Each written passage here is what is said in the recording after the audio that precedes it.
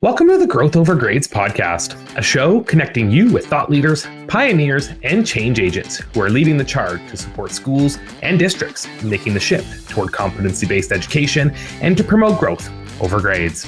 I'm Jordan Lewis, and on the show today, we have the founder and CEO of the Institute for Education Innovation, Doug Roberts. For nearly 2 decades, Doug has worked at the intersection of school district leadership and education technology entrepreneurship. He recognized a crucial gap: the need for meaningful relationships and partnerships between these two communities. Driven by this, Doug founded the Institute for Education Innovation in 2018, a dynamic membership-based organization uniting mission-driven leaders who are passionate about improving student outcomes. Today, IEI has over 100 members and is known for its regional and national summits. And IEI Advise, connecting business partners, aspiring and current district leaders, boards, educators, and EdTech CEOs with a wealth of knowledge, insights, and experience from both current and retired superintendents, as well as industry experts. Beyond his professional achievements, Doug is deeply passionate about every child's right to a high-quality public education, equity and inclusion, his family, and above all, connecting K-12 leaders to spark big ideas that will shape the future of our learning. In today's episode, we take a look back at the 2024-2025 school year, reflect on the challenges, but more importantly, the steps taken to a better, more innovative future. We discuss how all stakeholders surrounding education can better support school systems, the power of meaningful relationships in times of turmoil, and a look ahead at the exciting trends we embark on the 2025-2026 upcoming school year. Now to my conversation with Doug Roberts. All right, Doug, it's awesome to have you on today's show. Thank you, first of all, for taking some time. I know it's a crazy time of year. When we're recording this is sort of mid-May. I know for a lot of folks, you might be listening to this closer to July, but it's a crazy time of year in education. So I appreciate the minutes that you provided. Off camera of this conversation, we were talking about the embarrassment that was my local hockey team with the Leafs. So I appreciate you coming with lots of energy, perk me up here this morning. And we got some really cool things to talk about. So thanks for being on the show. Yeah. Well, hopefully, since I am on the Leafs bandwagon this year, I hope that by the time everyone's listening to this, the Leafs have already celebrated winning the Cup. They've made a massive comeback. And, we're off and running in a new school year. So happy new year, happy new school year, everybody listening in the future. And if you're listening in the future and the Leafs did not win the Cup, it's okay. Next year is going to be our year. That's right. Well, no, next year's going to be the Rangers' year. But once the Rangers are out, I'm all in on the Leafs. Okay, fair enough. Well, we got the sport talk out of the way. Now we got a lot of really important things that we're going to talk about on today's show. But I was hoping we can just preface the conversation. You have a really unique opportunity with what you do with IEI to get to engage with district leaders from around the country. And in doing so, you have a really good and deep understanding of the landscape around education, kind of not even just in America, in North America and beyond. So for our listeners out there who may be unfamiliar, just share a bit with us about kind of what IEI is, some of the work that you guys are doing, and how this is helping you kind of engage leaders to see what's going on in education. Yeah, thanks, Jordan. Thanks for having me on. Thank you to your organization, Spaces, for being great friends and partners over the years. I consider you guys both partners, but also friends and mentors who've helped us think about things over the years. IEI is a school superintendent think tank. Our mission has become, we didn't start out this way, but lately this is like, let's try to help these amazing educational leaders stay in their jobs. Let's create a situation, a learning opportunity, a challenging professional development opportunity that helps them feel really empowered, refreshed, to go back into the district and continue doing the important work on behalf of students. The job has transformed significantly since we started IEI in 2018. We've had the COVID thing, and now whatever we're calling this, which is a combination of political strife that has nothing to do with us, and yet shows up at our board meetings and on our doorsteps anyway.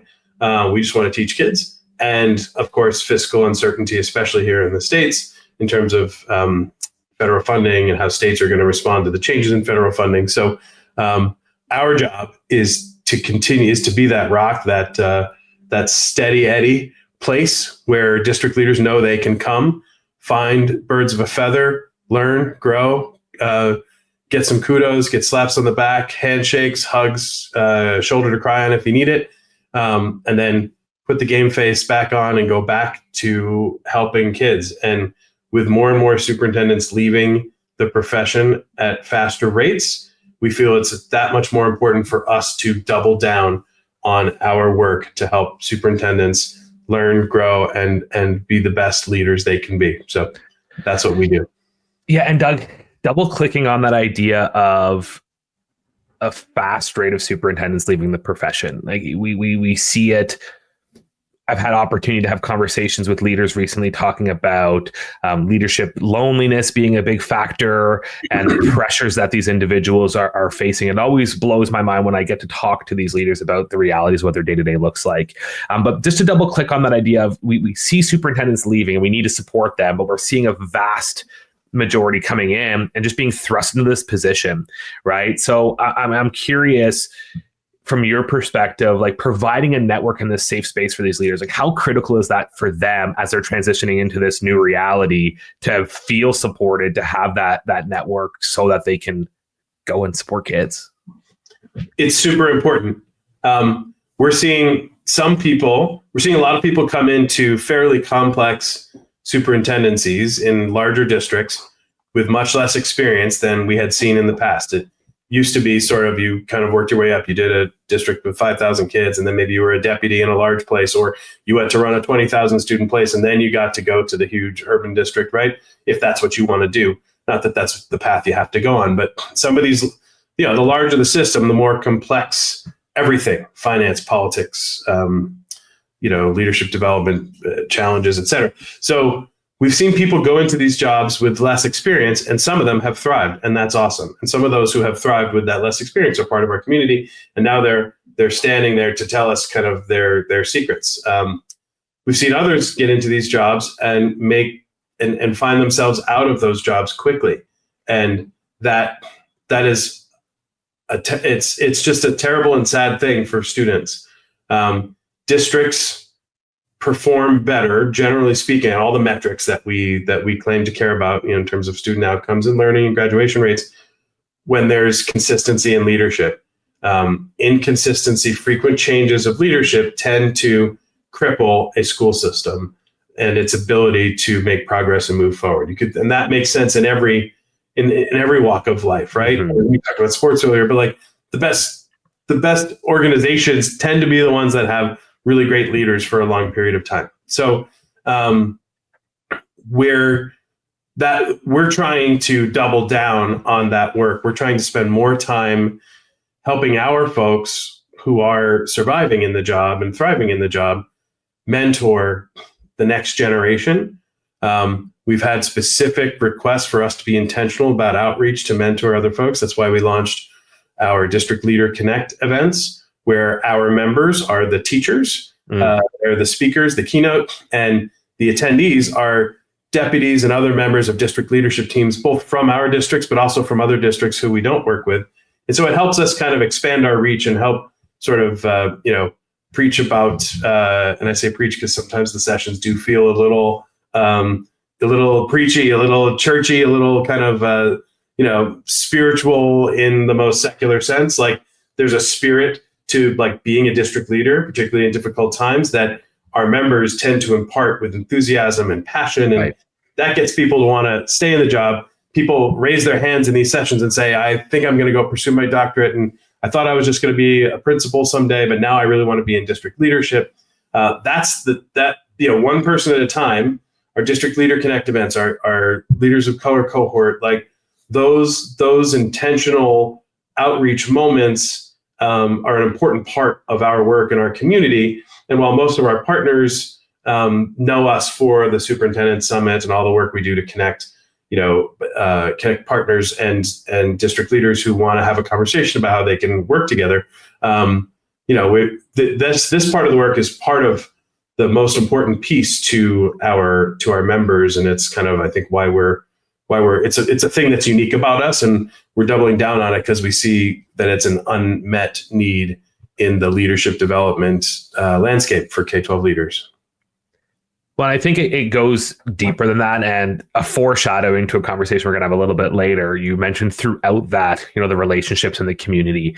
And I feel like there's this really interesting perspective where you have the education community and then you have the education adjacent community. You have companies that are aiming to support, and we need to be able to help fuse those conversations and build that community closer together, which I know is a focus of the work that you guys are doing. And we'll talk a little bit later about how we can better support systems from the inside, but also from the outside. But I want to just kind of transition the conversation a little bit to take a look at the school year that we're leaving at the time of this recording. And for those listening, you're on a beach somewhere and you're relaxing and you're listening to these words. And Doug, I'm hoping we can just talk a little bit about some of the things you've seen, some of the shifts that we've seen in our system this past year, some of the progress points that we've observed in the systems that have been happening at a district level. Like, what are some of the things that you're seeing? Yeah. I'm seeing, our summer session this July is about is about strategizing around how we can help build our brands as districts and as leaders, and really to help broadcast the positive narrative around public education, both in our own spheres, in our own communities, but kind of nationally as a community. I've seen a lot of our leaders and districts get pretty intentional and aggressive about their outbound communication, their branding of their work. And that, I think, that's been sort of an evolution over time. But I think, as there's been, some feeling that public schools are sometimes, in the crosshairs unfairly of political stuff. The response is not to go fight some political, petty shouting match. The response is, look at all the great things that kids are doing in this community as a result of what we do in our schools. Look at, and then do sort of intentional community outreach. I want to shout out Dr. Alex Morero, superintendent of Denver Public Schools. He just announced a partnership with the state of Colorado and the state university there to offer associate degrees at high school campuses at Denver Public Schools. Like, think of the work involved there, right? Governor, legislature, they wrote a law. The district is Denver Public Schools is the pilot site. That kind of leadership example is the kind of thing that could have an impact on schools, certainly throughout Colorado and elsewhere. That is truly what everyone talks about when they talk about a school to career pipeline. Right? An associate's degree helps a kid who may not want a bachelor's degree, but an associate's degree helps a student earn more in a job that they might want after school. And if they're not, planning to go into the academic side and get a bachelor's and all that kind of stuff, this is a leg up, and it's offered for free. It's just part of it's free to public school kids. There's no tuition. Right. So game changer, and that's going on while that same district has been is subject to some sort of federal investigation at this point, and there's been New York Times stories about them, and that element of yes, there's some negative stories about public schools, but like, look at the amazing work and seeing leaders really step out and tell those stories has been a great thing this year. And I've seen so many, some of whom I think, a lot of these folks are very humble people, district leaders. They're not, they didn't run for office on purpose. That's not what they want. They don't want to go talk about themselves. So it could feel weird sometimes to humble brag about the good work that your district's doing, but they're realizing that it's important in this era of social media, et cetera. It's really important that you tell your story, because if you don't tell your story, somebody else will. And hearing you talk about that, telling their story, but also reinforce with they were educators first. And that's what I always think is really interesting, hearing about these teachers who kind of work their way into leadership positions, right? Like nobody goes to school to be a superintendent. You get the opportunity and you kind of, you go and work your way into that. And some districts will require, a board can decide that we're only going to hire somebody with a doctorate. But yeah, most people would tell you, I think, that the classes they have to take for the admin credential do not remotely adequately prepare you for being a superintendent. And we don't have a formal internship program beyond like you were a principal and you were a chief academic, and nothing really prepares you for it, which is part of why I think we have such high turnover. Because sometimes you make the leap into that seat and it's like, whoa, this is crazy.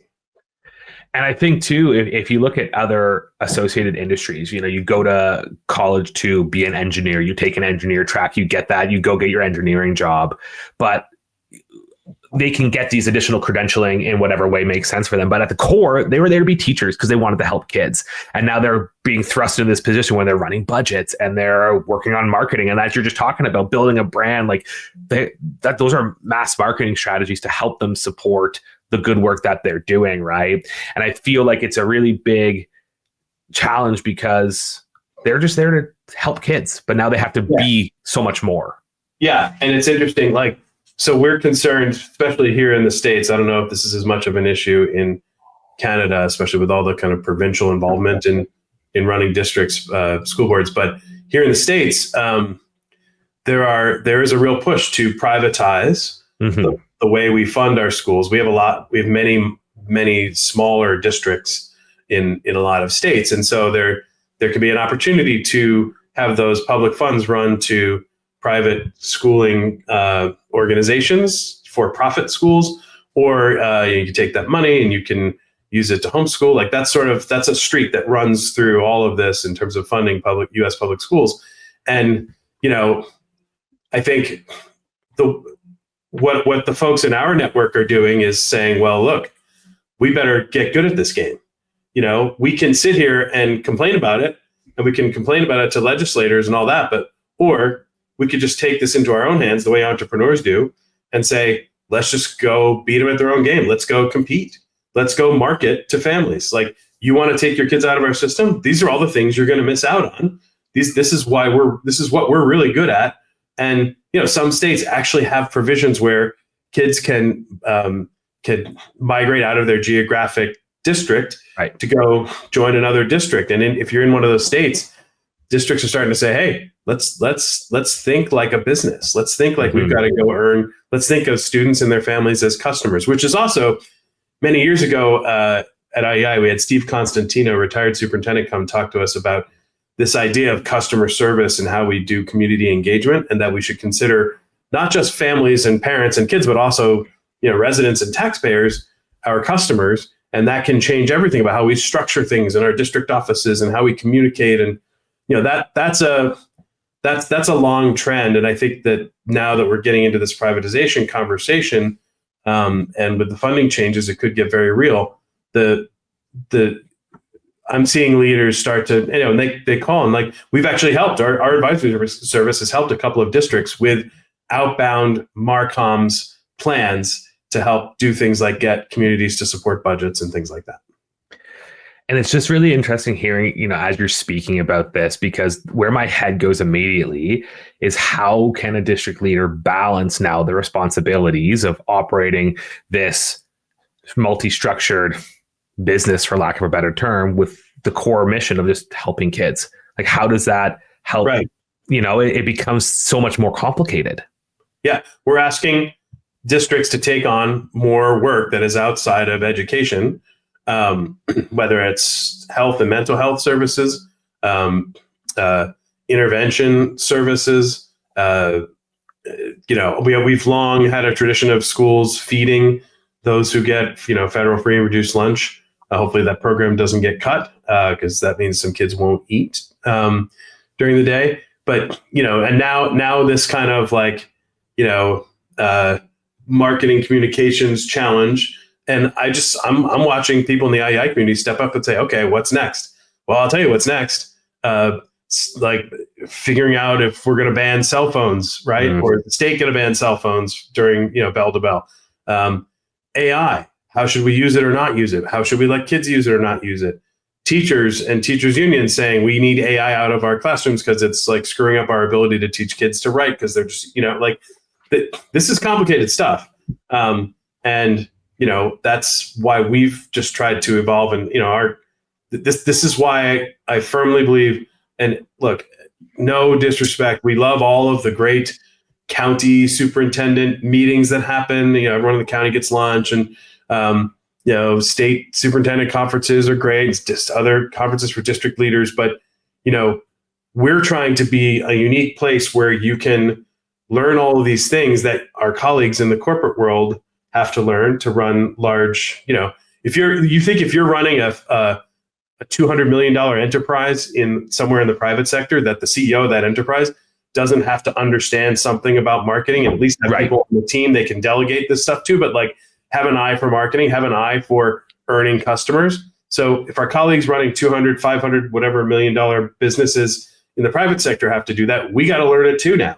And IEI is that intersection of where we can get the folks from the other side of the private public sector divide to come over and help us learn their tricks and tools, as we did at our spring summit and as we do at many of our gatherings.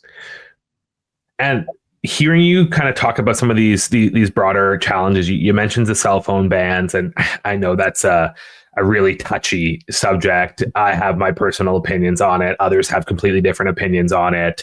And I grew up in an era where cell phones were in their infancy, and by the time I was graduating high school, moving into university, you had the iPhones being released, and it's a very powerful tool that can help instructionally. But I completely also understand and empathize with those leaders who have the fears and concerns of what social media is doing with our students, etc.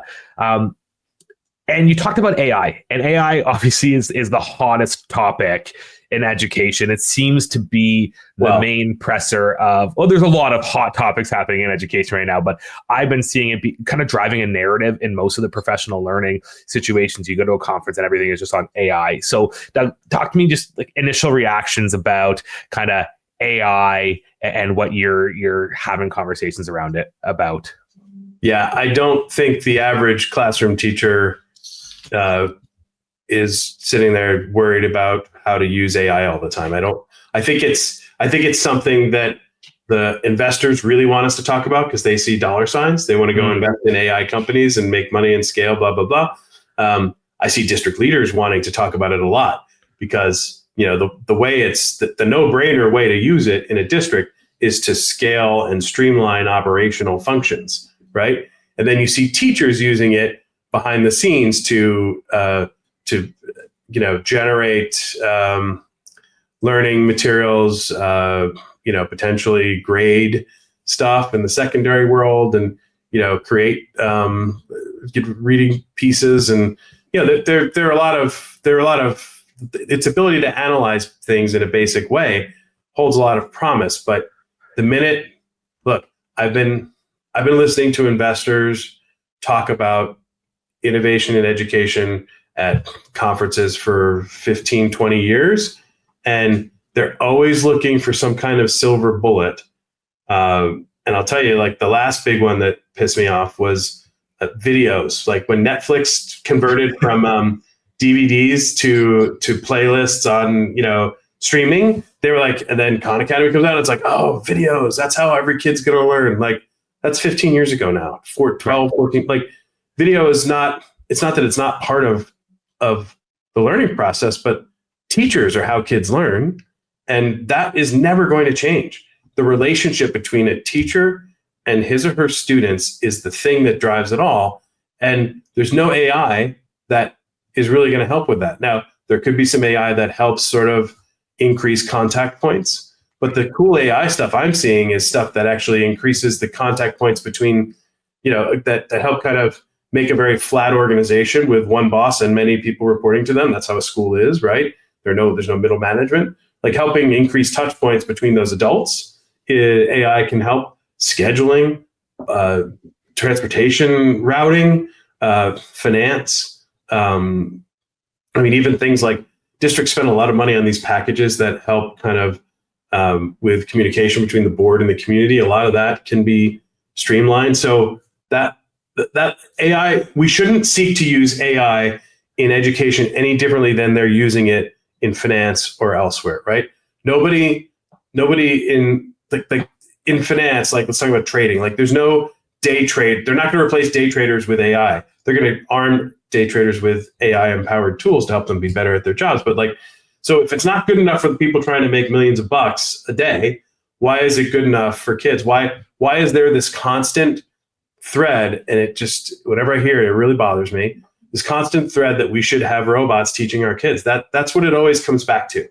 And people have spent a lot of money and spilled a lot of ink on this concept. They don't say it quite like that because they don't want anyone to get scared. But that's where it tries to go to. And I think anybody starting a company that seeks to get between teachers and their students is sorely mistaken about how this really works. But lo and behold, those companies are being funded, and I'm sure there'll be some wealthy tech bros family foundation that will start funding it too. And we'll get all this stuff that is that we have people who tinker in our marketplace, and solutions that are not actually vetted by real superintendents and real districts end up getting propped up and tried out.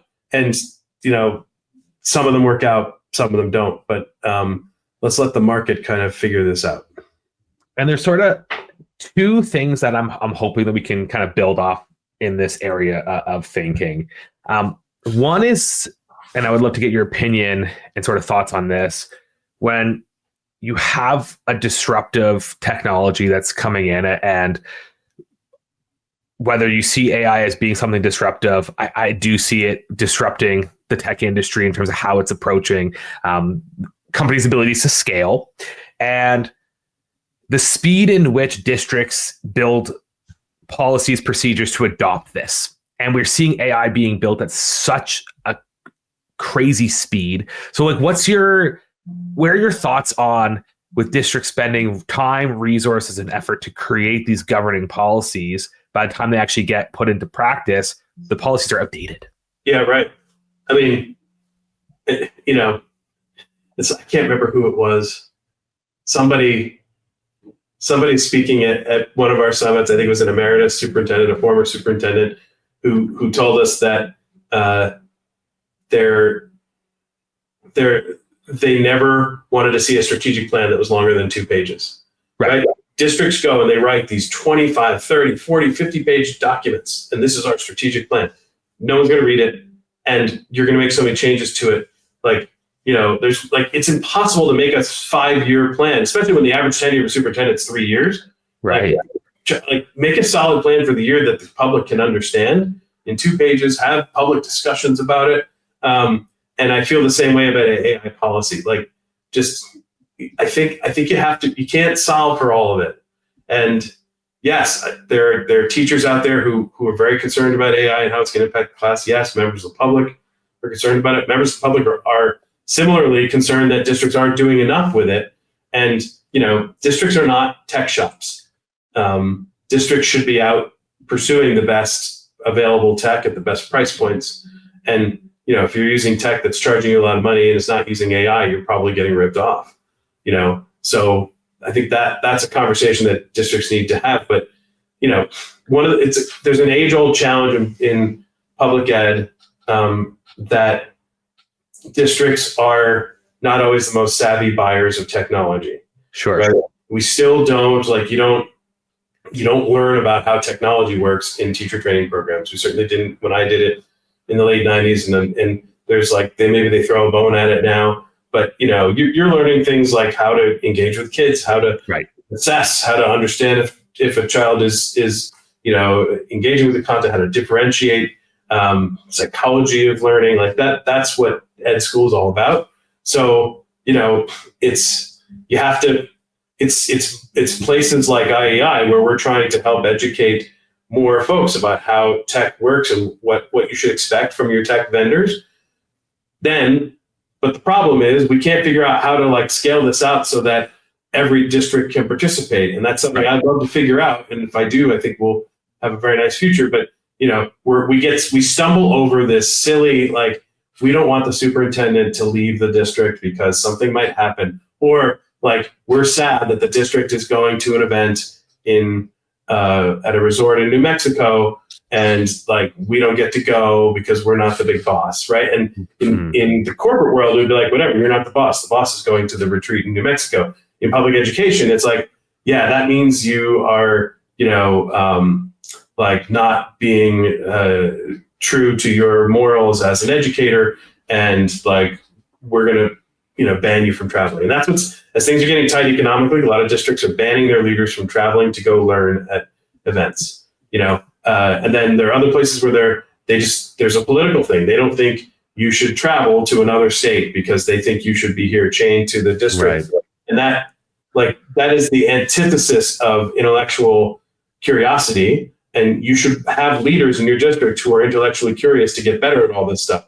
I don't know how to undo that, short of some sort of massive political campaign to get people elected who will allow their superintendents to go learn. I mean, it's right. It's interesting. I don't know how to solve it, so I just try to work around it. And I think, that opportunity can kind of go, layers deeper. And I was working with a superintendent out of, an incoming superintendent out of Illinois recently. And he had a really innovative idea when he said, we recognize that a lot of our leaders are going out and learning, and there's an opportunity to allow our leaders to travel, and they put the budget aside to support that because they fundamentally believe that the learning and growth that needs to happen can't be isolated within their state. That real learning, through these events or whatnot happens kind of everywhere. So they built that in. He said, but the challenge is that then becomes siloed in central office and can't filter down to the teachers who then go to the students. And to use the tech language, the end user of these school systems are the students and their learning and their growth. So he's building an initiative where he says, hey, our district is going to have your professional development money that's already put aside. And if you, as a teacher, choose to travel, you're allocated and are allowed to access the same amount of funding. And if there's overages based on where you choose to travel and it's a good learning opportunity and you're excited about it, then there's opportunity for you to kind of help cover that difference if it's a meaningful learning opportunity. And we're not going to ban you from doing that. We're welcoming it because we recognize that all key learning can't happen kind of within the specific region in which we're living, especially for folks that are potentially really rural, right? I mean, I just thought that was a simple but nice solution to say you have the opportunity. We want you to go and do it. But as a district who's fiscally responsible, we only have so much funding that can support it. Right. Right. I mean, our model is that districts don't have to pay for this, right? Like it's you go and learn, and it's funded by our entire model. Our partners essentially fund it, and but not one specific company. So it's not like you're going on some sort of quid pro quo junket, but like it's a learning environment, and you have to make this case board by board, and it's up to the superintendents to do that. And, the ones who have leverage when they negotiate their contracts, whether it's a new or a renewal, they say, hey, I want this written into my contract that this is something I'm part of. And, but it's the kind of thing that like, look, and I don't want to speak ill of any national associations, but like nobody has a problem with their superintendent being a member of AASA and traveling to AASA.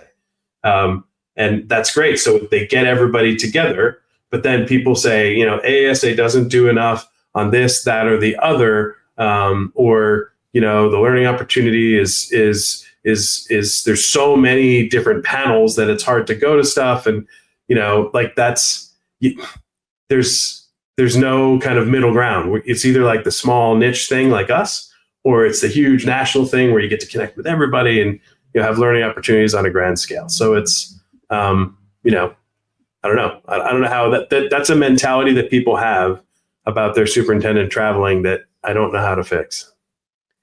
Well, for the listeners, if you have any ideas, reach out to me and I can get that message over to Doug, because I agree. I think, if we're having siloed conversations, how collectively can we move forward? Yeah. And then I also say to the vendor community, the partner community, like ed tech providers, solution providers, like, you have to understand that the ones who come to a thing like IAI, they are the leaders in their region.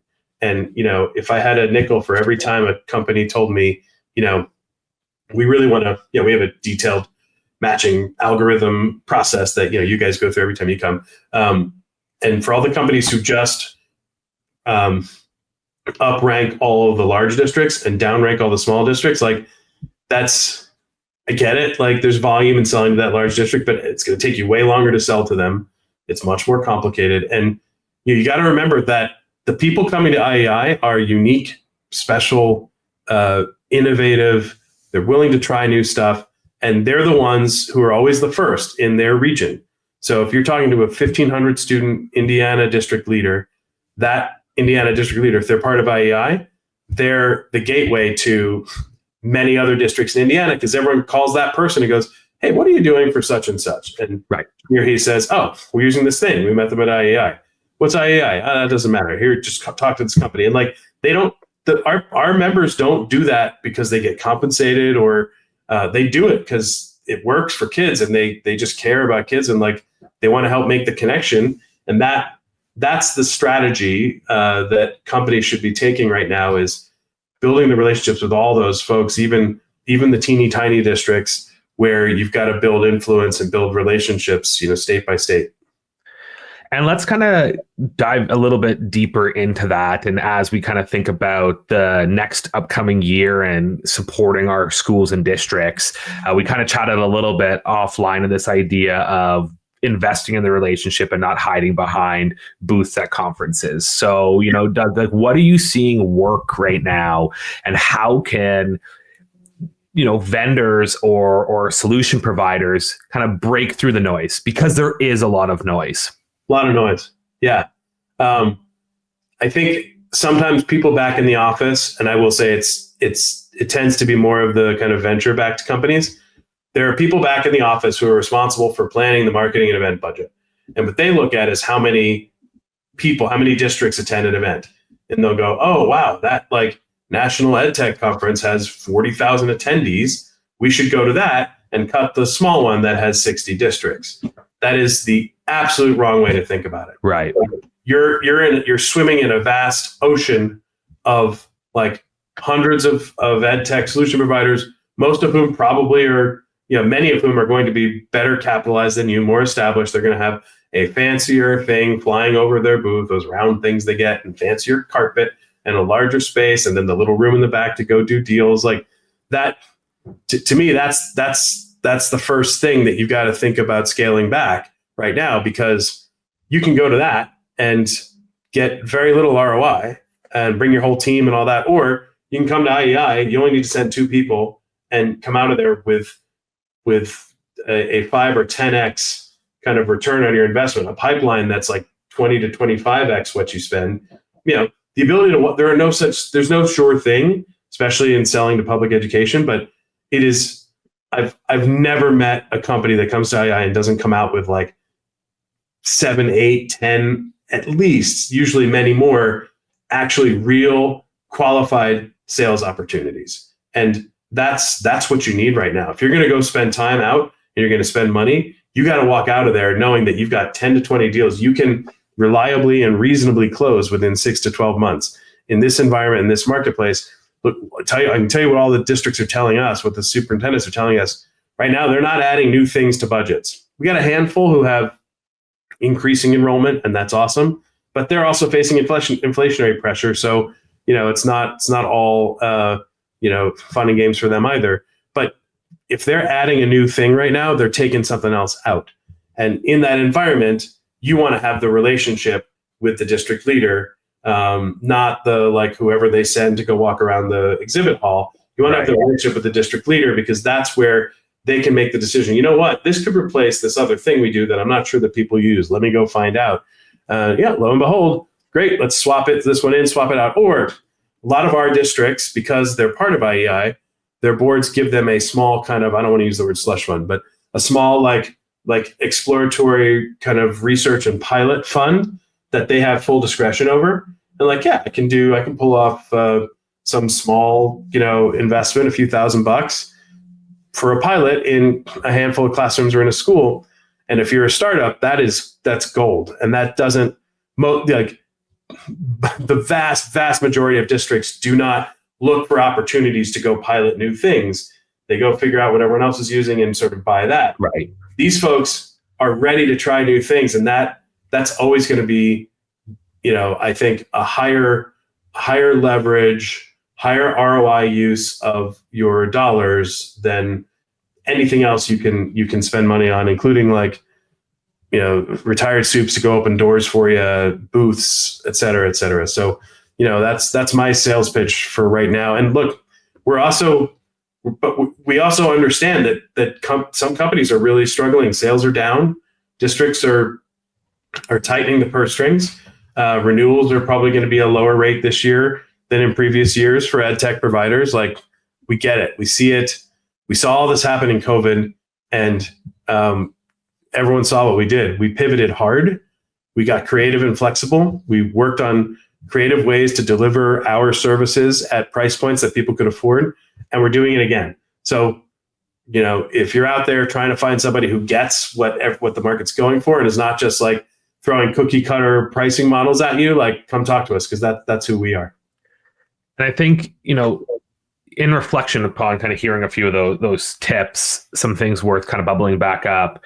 The relationship, I think, is really pivotal, and I understand how challenging it could be to invest in a relationship when that district is transparent and honest and says this is not something we can afford right now, right? But there is value, because if it's not something that can be brought in today, there's always tomorrow. And I feel like it's really easy for companies to just move away from that relationship because it's not the time right now. And I feel like there's a big emphasis needed to be put on that. Relationships take time to develop. And if you're mission driven to support kids, the relationship is valuable, not just the business at that exact moment in time. Right. And I get that there are people out there saying, yeah, but I got to hit a number. And like, I get it. Like, you got to work this out for yourself. But yes, look, we got companies who are also saying like, last year I came to everything you did. This year I'm going to come to a couple of them. Like, spread it out, we'll help you figure that out. We can also, that's why we do stuff like we go on road trips to other national events to help increase connections between our gatherings. But, like, part of how our gatherings work is that there's an expense to it. We don't send people out to go to dinner on their own. We don't make vendors go pay for private dinners. Like, we have dinner all together. Well, that costs something. So like, we got to charge people something, but we're looking at numbers and trying to figure out how we can scale things to make it work for everybody. But yeah, the people who go into public education are people. They want to help little people learn. And then the people who go run the school systems are like people to the max, because they want to go lead the people who help little people learn. Right. And so when they go to find a solution to solve a problem, they're going to go to the people they know and trust. And we've built a community around vetting solutions so that if you get in the door with us, our superintendents know you're a person they can trust, you're worthy of building a relationship, and then they're going to sit and they're going to want to get to know you. Like, what makes you tick? Why did you do this? Like, that is so much more important than all the many features you have in your solution. Like, right.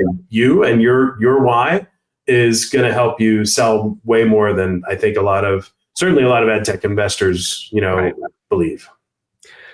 And just so that people can kind of walk away with this strategy, I've never heard this one, but to build a small pool of money for research innovation in your broader district budget, I think is a really, really great strategy that districts should be tabling with their boards, because we all want to say, hey, we're innovative. But I think, Doug, it really pulls back to what we were talking at the start of this about the brand of your district, bringing in students from your community, and I guess sort of competing against all these other pieces that are in play right now. If you're not able to be innovative and bring on more innovative solutions that are going to help teaching and learning, then how are you supposed to be able to support and compete? So I think it's just a really interesting strategy that districts could begin to discuss right away. And the R&D, small pilot fund, like, I'm talking $5 or $10,000. Like, if your district can put away $10,000 into a sort of investigative, explore pilots with ed tech solution providers, AI providers fund, $10,000 can get you 2-3 pilots. Like when vendors are asking for pilots, and they'll typically be earlier stage, or they'll be, we work with some folks who are really established in other countries, other parts of the world, and they're just trying to enter our market. When they ask for a pilot, they want something. The key is to get skin in the game, to get the districts to actually follow through. That's the hardest part.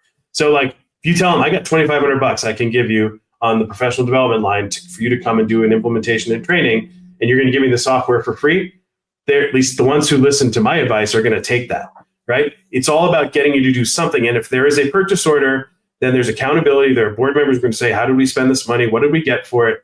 I think it's a really great strategy for a district that wants to be innovative. Even if you can't afford to come to a thing like IEI, like build that 10 grand in there, 20 grand, whatever it is relative to your size. In some districts, that's 0.1% of the budget. And just let the soup and the cabinet go. Like, what's the key area of our strategic plan that we're attacking now? Mental health. Great. Let's go put out an RFI and let's get pilots of various mental health provider solutions. Let's pick the 3 best. Let's give them $3,000 each to do a pilot in a handful of classrooms, and then just have someone whose job it is to make sure the pilots are implemented with fidelity. That'll get you all kinds of innovation in your district without you having to spend barely a penny. And then you go to the vendor and you're like, okay, we were your pilot site, so now we want, favored nation pricing. We want 50% off of your licensing in perpetuity, or we want a referral fee for helping all the other districts that gets credited against our license bill, whatever it is, right? You can negotiate all these deals. Vendors are more than willing. The biggest problem they have is getting in front of you to tell you about what they do and have you listen to them. And that's the thing we solve for. Right. And to kind of build off of some of those pain points, you're going to start seeing education companies do really creative things to try to kind of break through that noise, and whether that's trying to get face time at these events, putting booths together, creative marketing strategies.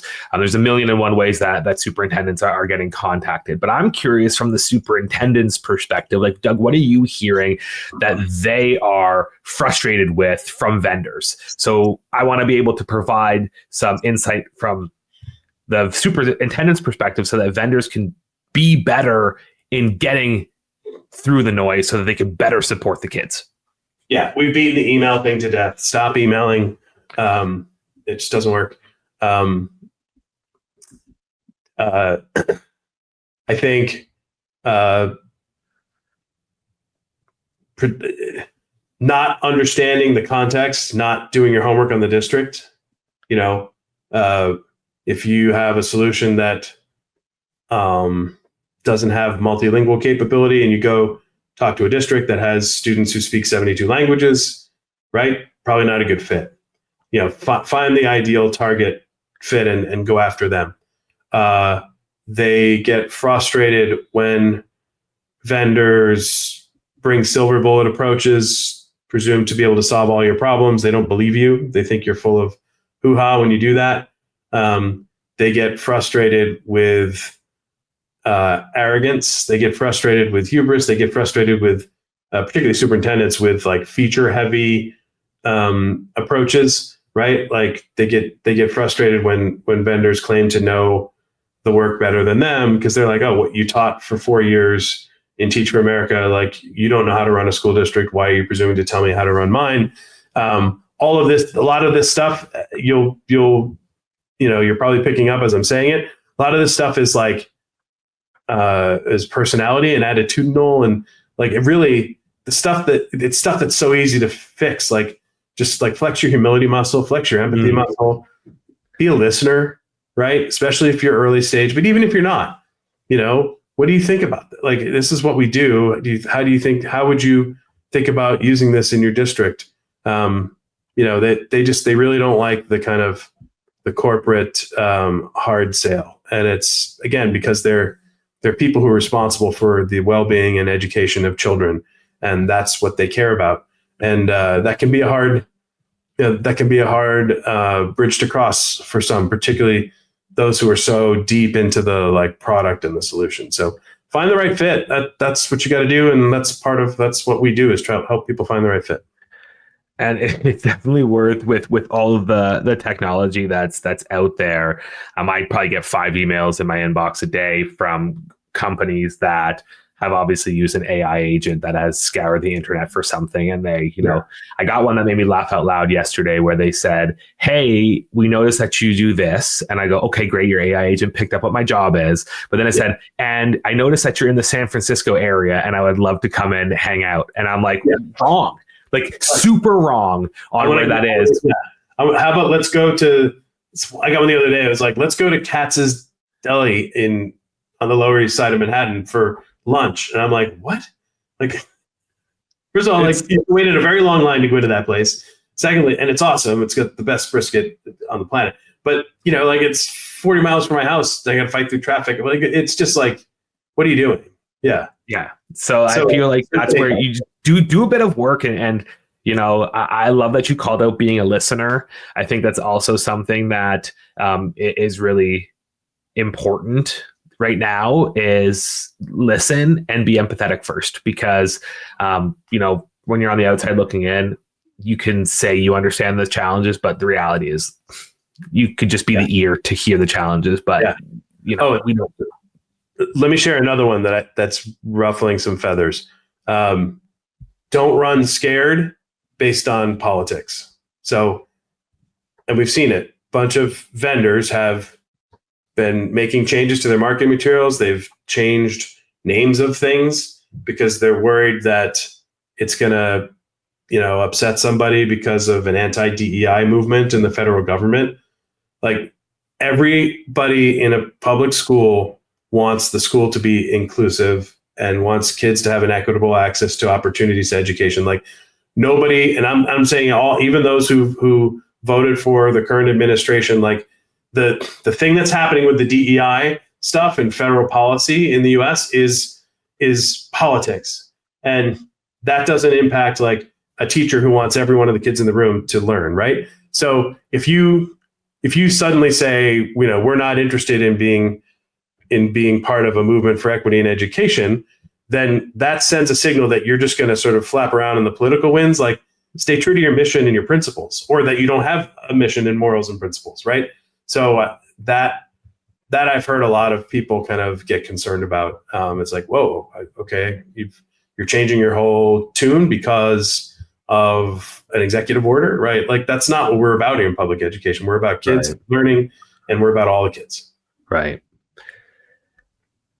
As we're thinking about the future, Doug, what gives you the most hope when we start thinking about next year? We've been through stuff like this before. Yeah, we're kind of I think we're on the downslope of the roller coaster, the really scary part at the moment, but everything levels out. A mentor of mine likes to say the bad moments are never as bad as they seem, and the good moments are never as good as they seem. I think we saw that with COVID. We saw it with the recession in 08, 09. We saw it in, when there were concerns about literacy and No Child Left Behind, and we saw it with Race to the Top. Like, these things come and go. The Congress has reappropriated Title I at the same level. Yes, we're nervous about some of the ways in which that funding will be distributed, and some states may make different choices than other states, and some states may not be equipped to handle this. But I guess what gives me hope is that I think we're through the kind of wildest mood swing part of it. And I think I believe we're going to get into July 1 in the new academic year, and it's going to be like, okay, school starts in a month or two, and kids are going to show up, and we got our funding, and, it's time to just kind of buckle down and do our jobs. And, we can just ignore the political stuff. Like, I think that that's kind of where I think we're headed. I do think that AI is showing lots of promise to help districts get better at their operation. And that might help districts figure out ways to streamline their spending as they fight inflation. So that gives me hope for the future. It's things like busing routes, right? Things that take hours and hours and hours of time.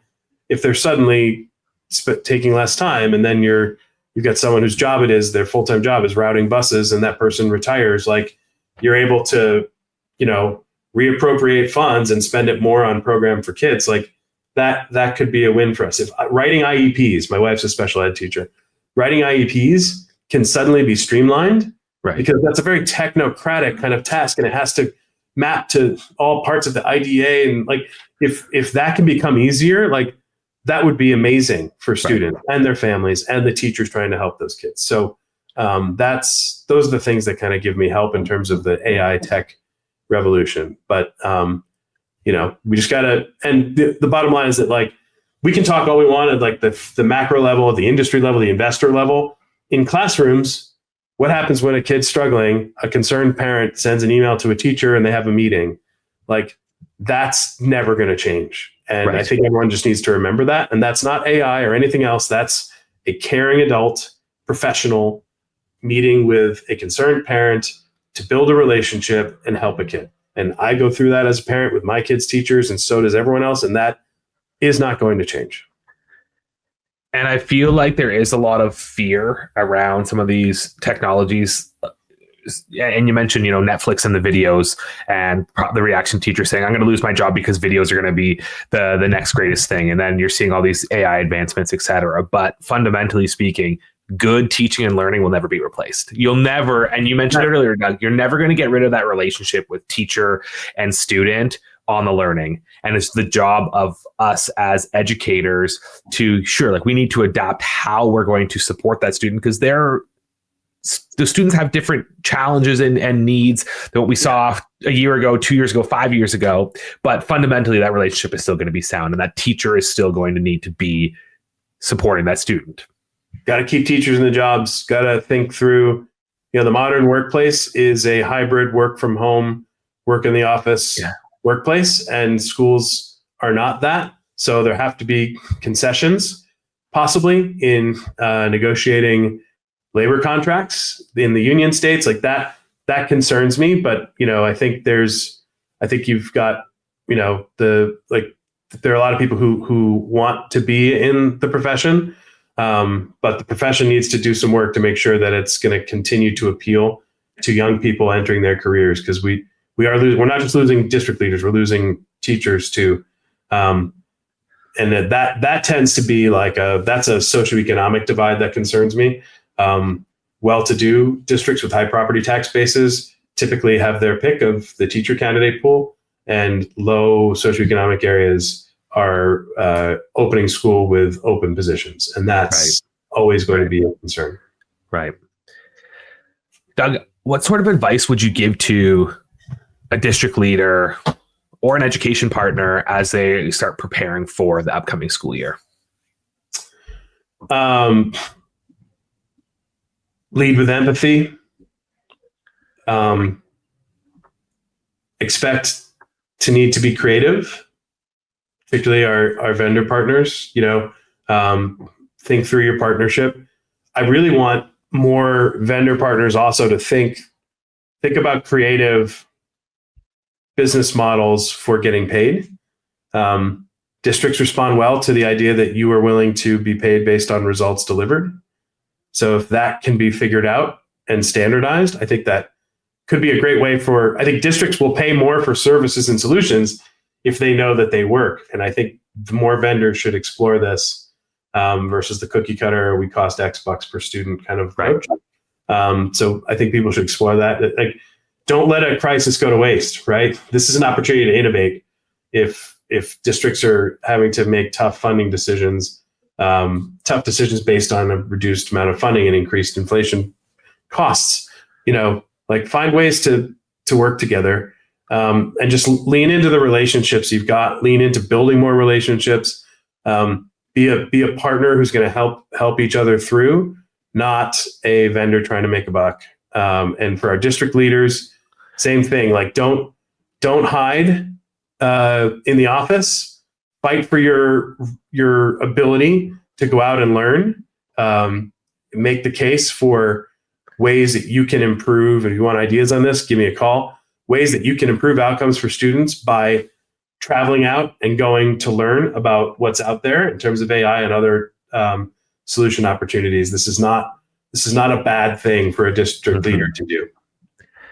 100%. I think as we're kind of wrapping up the conversation, the underlying tone was relationships kind of throughout the entire conversation. Yeah. And I love the call out with the leaders to not, hide. I can completely understand, especially if they feel like, they have a target on their back, but to be the leader, to be the face of this, but also to have the good relationships, right? And I think that's an important factor, because when you have a strong relationship, people are going to be flexible. They're going to work with you. Doug, last sort of thoughts as we wrap up.